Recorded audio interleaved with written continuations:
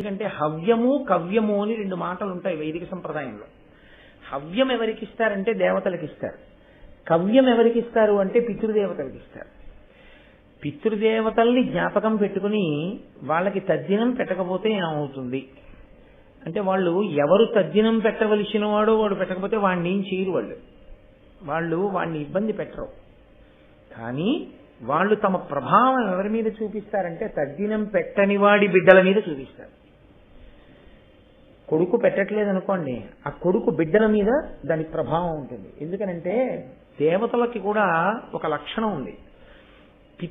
పుత్ర సంతానాన్ని ఇవ్వాలి అని అనుకున్నప్పుడు తిన్నగా పుత్ర సంతానాన్ని ఇవ్వరు, పితృదేవతలను అడుగుతారు.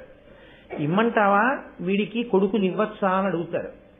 పితృదేవతలకి వీడు అన్నం పెడితే, వీడు జలప్రదానం చేస్తే వాళ్ళ అనుగ్రహం ఉంటే తప్ప పుత్ర సంతానం కలిగి కర్మ సంతానం రాదు అన్నారు. కర్మ సంతానము అంటే పెద్ద కొడుకు, కడుపున పుట్టిన పెద్దవాడు కర్మ సంతానం, చివరివాడు ఐశ్వర్య సంతానం.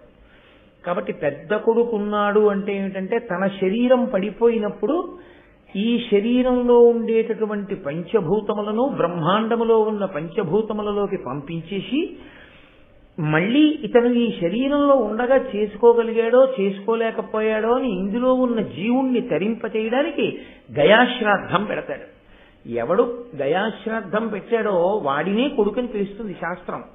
అసలు గయ వెళ్లి తల్లిదండ్రులకి తద్దినం పెట్టని వాడెవడో వాడు వైదిక మర్యాద యందు కొడుకే కాదు. అందుకే అలా పెట్టకపోతే ఏం చేస్తారంటే తద్దినం పెట్టి ఇది గయారాధనతో సమానమగుగాక అని ఒక సంకల్పం చేస్తారు. గయ వెళ్ళిన దానితో సమానమగుగాక. డబ్బు లేకపోయి గయ వెళ్ళి తద్దినం పెట్టలేదు, శాస్త్రం అంగీకరిస్తుంది. కానీ ఏది అంగీకరించదో తెలుసా అండి? సంవత్సరానికి ఒక్కసారైనా అగ్నిముఖంగా దేవతలకు హవిస్సులిచ్చి యాగం చేయకపోతే శాస్త్రం క్షమించదు.